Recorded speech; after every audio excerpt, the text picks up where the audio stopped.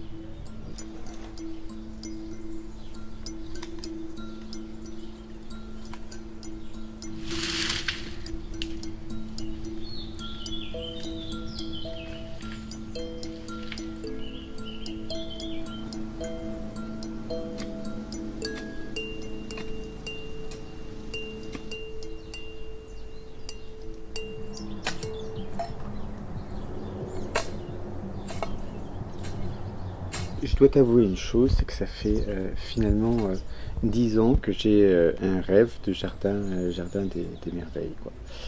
Pendant longtemps, je me suis dit que j'arriverais pas à le faire, et puis un jour, l'occasion s'est présentée. Parce qu'il y avait cette opportunité, suite à tout le travail que j'ai fait avec les crèches autour du Jardin sous la Lune, un spectacle sur les rapports à la nature, avec des jardins suspendus, etc., et où on a travaillé dans les crèches, notamment la crèche de la Bergère. Suite à ça, et à l'impact que ça a eu sur les crèches du département, eh bien, on nous a proposé une résidence verte donc, dans le parc de la Poudrerie.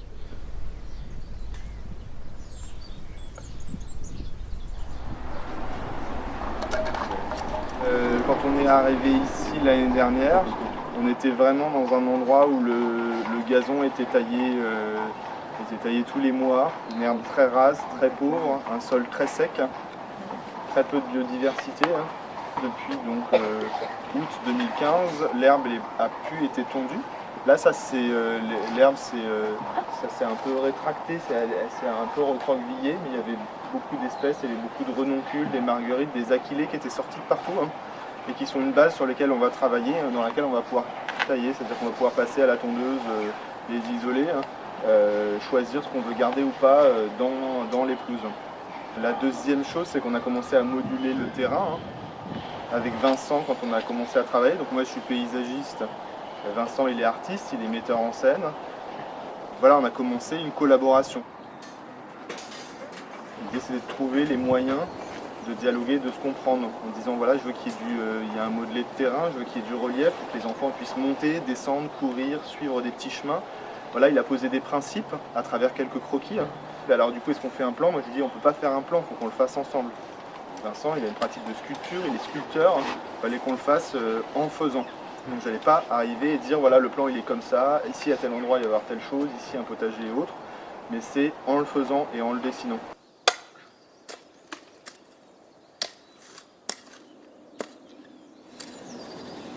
Ouais, ouais. un peu par là, ouais. J'ai l'impression que là, si tu veux, T'as raison, ouais. ça là, il faut encore le. Je creuse un peu plus, tu vois, on va Ouais, d'accord. rééquilibrer.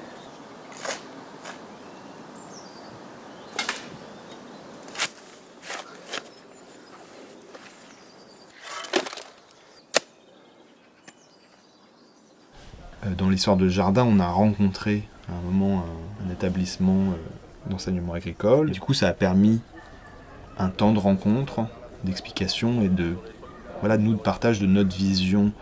Pour moi, c'est juste un moment, c'est une petite fenêtre de dire on peut faire autrement que ce qu'on vous montre et qu'on vous dit que c'est comme ça qu'il faut faire.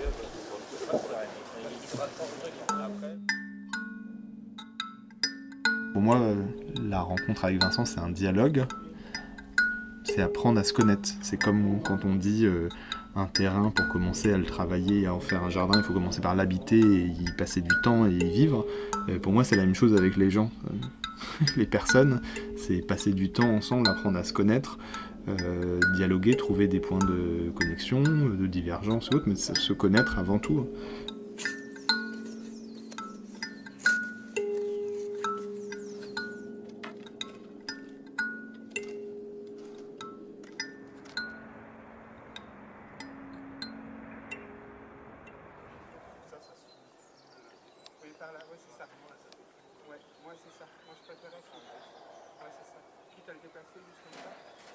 Finalement, c'est un langage qui est très proche du mien aussi, puisqu'en fait, il s'agit de volume, il s'agit de couleur, il s'agit de forme, il s'agit de cheminement, de pensée, etc., quoi. Mais c'est un langage qui n'est pas le mien, et j'aurais jamais pu faire ce truc-là si on n'avait pas fait à deux ou à plusieurs, en tout cas. Peut-être le ramener de là ou de l'autre. Peut-être là, non? De l'autre côté. Le truc, c'est qu'il il avance vraiment comme ça. Ça peut être en dessous, mais ça peut être sous l'arc.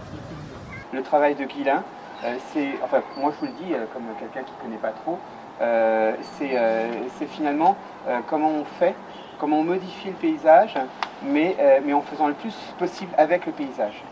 C'est-à-dire que finalement on a énormément modifié le paysage ici, mais d'une certaine manière ça ne se voit pas. Et en fait c'est comme si c'était un travail de l'invisibilité. On fait avec les choses, mais sans essayer de se montrer, se mettre en avant.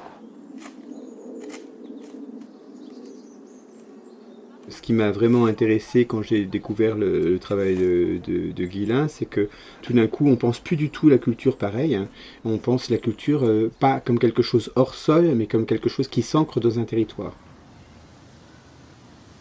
Moi, je suis plus jardinier que paysagiste. Je suis jardinier, donc c'est le travail sur le temps, c'est planter, laisser pousser, déplacer, ajuster, choisir, couper, tondre à tel endroit. Et ça se fait sur le temps.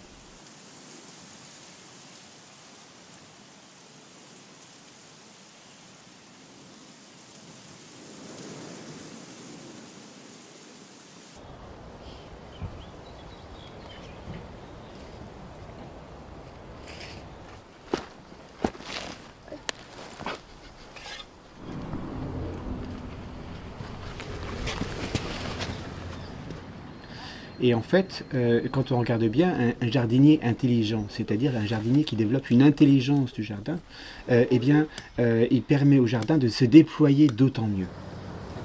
C'est super, c'est vachement bien. Je pense que c'est là qu'il faut qu'il aille. Hein. Ouais. Il marche pas du tout, l'idée je l'avais eu dans la haie, là ça marche pas du tout là-bas. Ouais.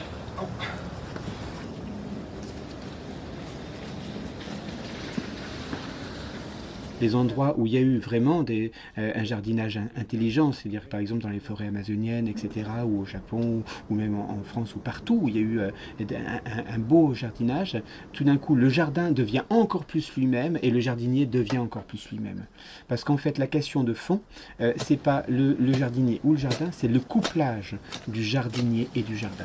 Et c'est ça qui fait que l'un et l'autre s'épanouissent.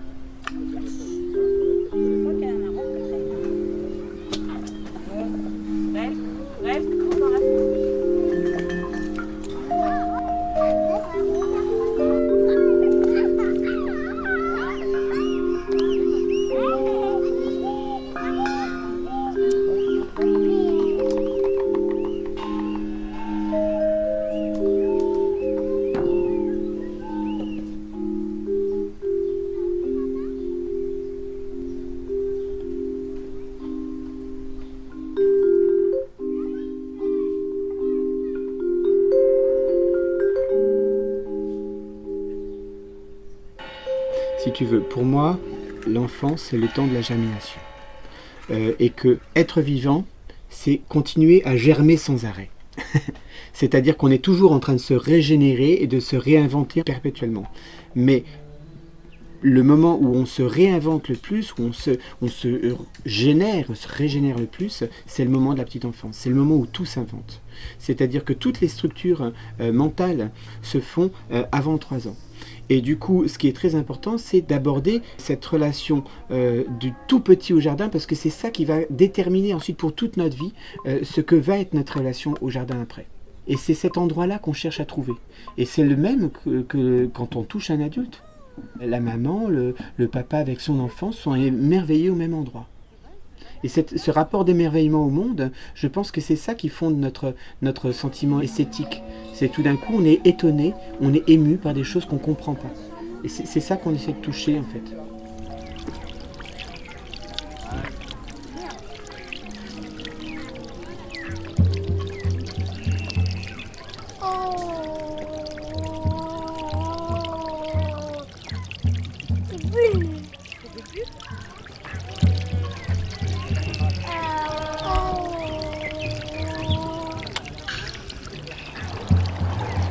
Moi, je ne pouvais pas me dire que j'allais accueillir des enfants sur un site où je ne savais pas ce qu'il y avait dans la terre. C'est-à-dire, quand on fait un jardin pour enfants, la première des choses, c'est de savoir qu'est-ce qu'il y a dans le sol, qu'est-ce qui va pousser, comment comprendre l'humus avant de comprendre ce qui pousse au-dessus.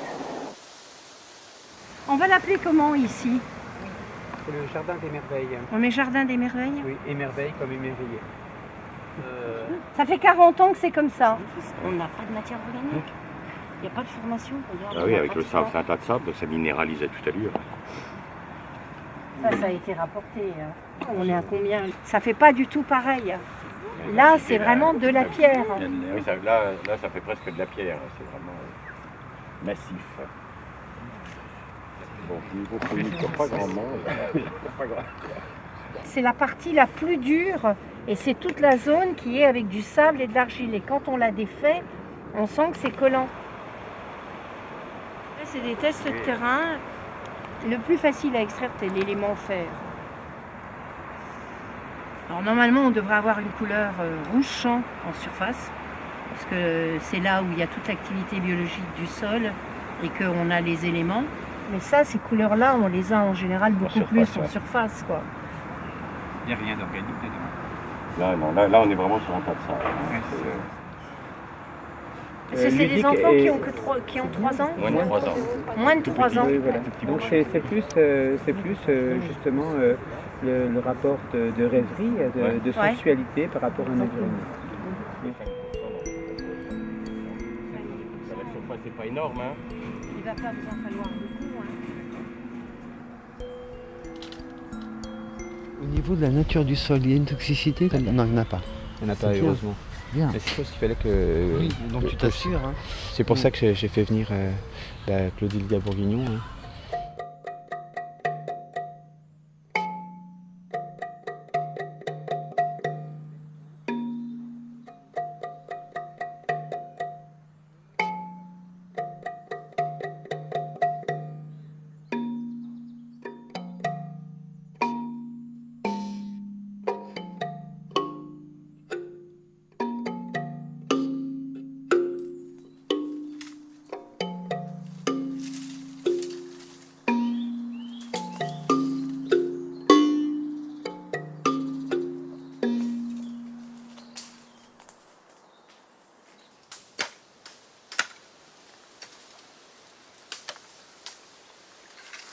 D'un point de vue tout simplement philosophique de base, quoi.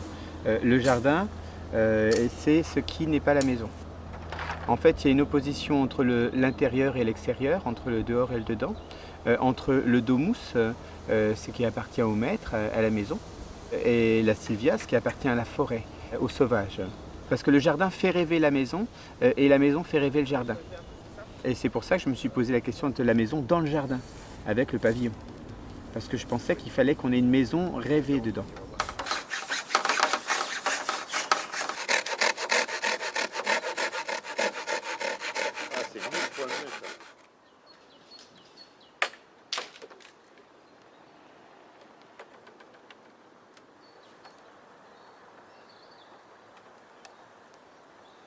Vincent Brédif, d'abord, il faut savoir que c'est un sculpteur.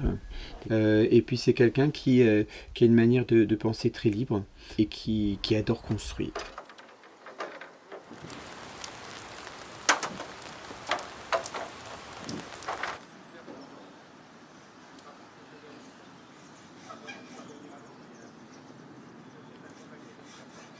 En fait, se poser le souci du rapport au monde, c'est s'interroger sur ce qu'on laisse à nos enfants, sur l'avenir des générations futures, et se dire peut-être que cette civilisation, il faut en changer absolument.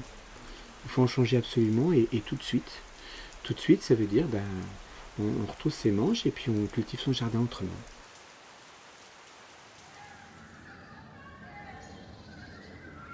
Mais une fois qu'on sait quel est l'état de la terre et aussi combien finalement elle était pauvre, c'était intéressant de fabriquer de la terre, ce qui est vraiment le grand art des jardiniers.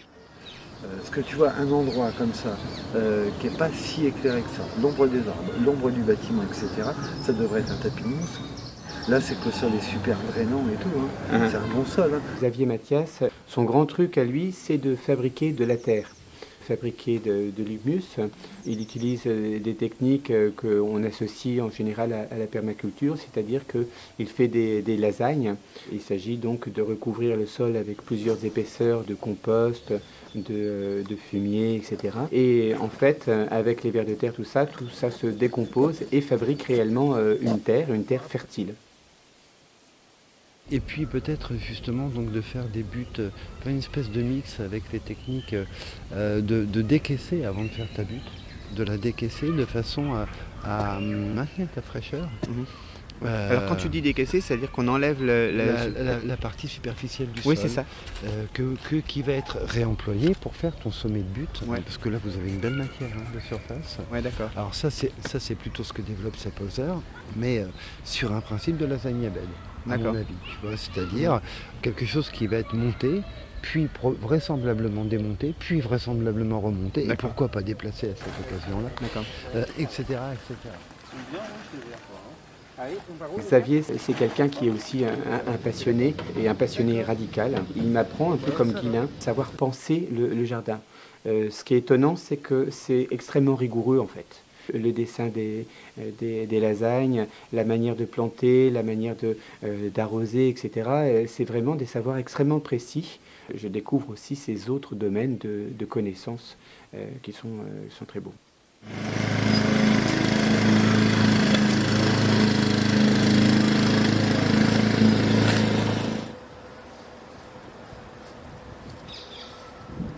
Du déchet de tombe, c'est que de l'eau. Hein. Donc après, on fait gaffe à bien la recharger. Le problème, si tu pailles trop tôt, c'est que ça ne va pas réchauffer. L'eau, c'est l'allumette. Ouais, d'accord. Ah ouais, c'est vraiment le détonateur. Hein. L'azote, c'est vraiment le carburant. Le carbone, c'est la matière brûlée. Il faut vraiment qu'il y ait les trois pour que ça se passe bien. D'accord. Parce que si tu manques d'eau, l'opération ne se fait pas.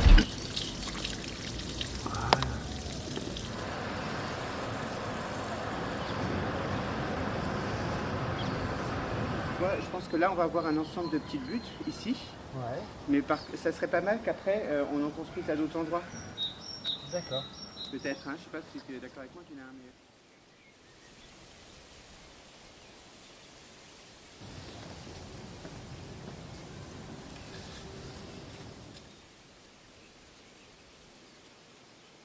Ici, ça va être la forme du jardin. Donc ici, il va y avoir une sorte de gros château d'eau. On va récupérer la gouttière. Hein. Il y aura aussi des grosses sculptures. Hein. Je voudrais qu'il y ait des sortes de sculptures un peu végétales recouvertes de mousse.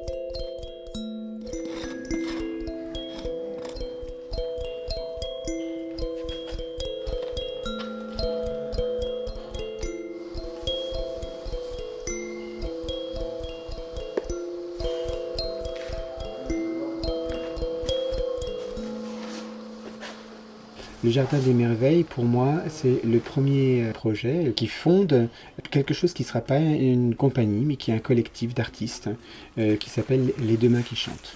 C'est-à-dire un ensemble d'artistes, de paysagistes, de gens qui ont leur personnalité et qui travaillent chacune et chacun en apportant ce qu'il est.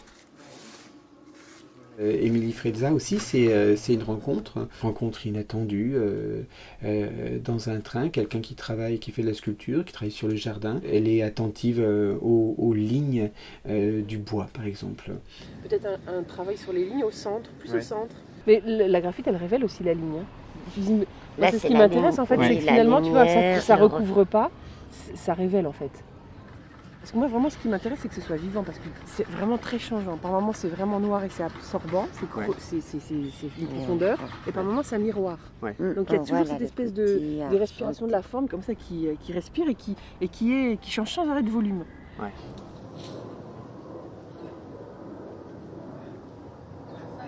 Et là encore, pareil, il y a une position d'humilité face au bois.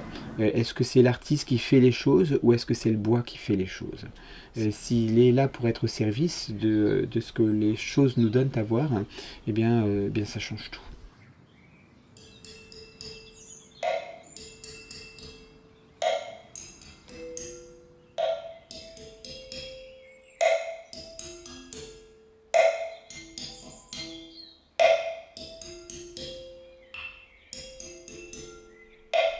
Il va y avoir, on travaille avec d'autres artistes, là il y a une artiste qui va faire aussi plein de petites sculptures toutes petites qui seront sûrement cachées dans les buissons, dans les arbres et qu'on pourra aller regarder mais qui ne sont pas pour être montrées mais qui sont des choses qu'on pourra regarder quand on les cherche.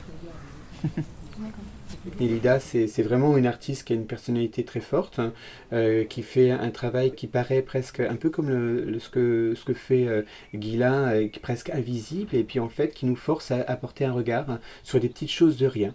Et c'est peut-être en regardant des petites choses de rien qu'on comprend et on est sensible à la poésie du monde. Quand on regarde la poésie contemporaine, c'est souvent sur des petites choses anodines. Le poète, c'est quelqu'un qui va regarder, qui va voir des choses que les autres ne vont pas nécessairement voir et retrouver du sens à des endroits où il n'y avait plus de sens. Et Nélida, c'est quelqu'un comme ça qui a un regard poétique, une rêverie sur le monde.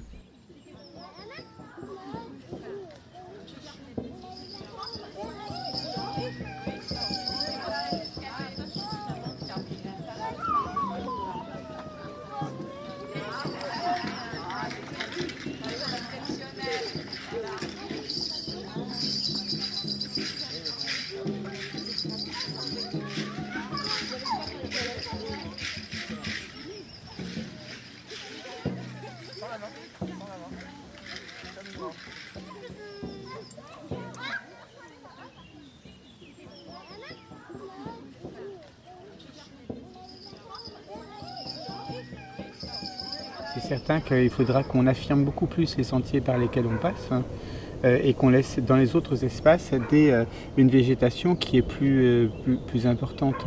Et je pense que nous, si on veut redonner du sens aux choses, il faut qu'on redonne le sens du chemin, du cheminement. Et qu'il y ait quelques espaces ouverts, comme par exemple la petite agora où on se met tous pour danser, comme une place de village, ça c'est important. Mais je crois qu'il faut vraiment, dans un espace comme ça, ça fait partie de la réflexion sur le sol, par où on marche. Il faut vraiment penser le chemin, parce que le chemin par lequel on passe, c'est le chemin par lequel on pense. Et en fait, les deux sont intimement liés.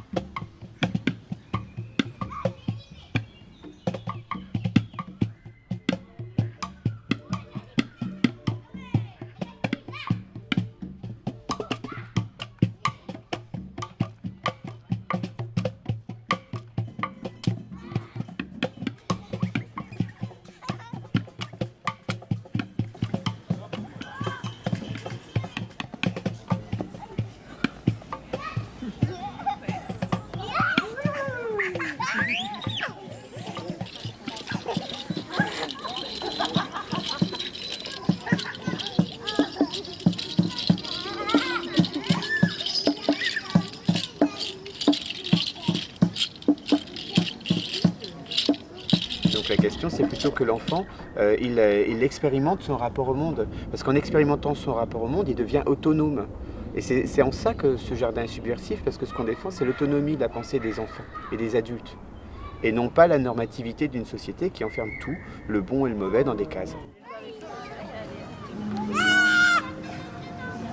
Parce que la vie, ce n'est jamais que des dispositifs de quelque chose de l'ordre de l'aléatoire, du hasard, qui prend corps au travers d'une rencontre. C'est-à-dire que le jeu, par définition, c'est la définition de la vie, et c'est là-dessus que se fonde l'idée de la liberté, qui n'est pas quelque chose qu'on va acquérir comme ça par la culture, mais quelque chose qui est inhérent même à notre statut d'être vivant. La liberté, ça nous est donné par essence, par nature.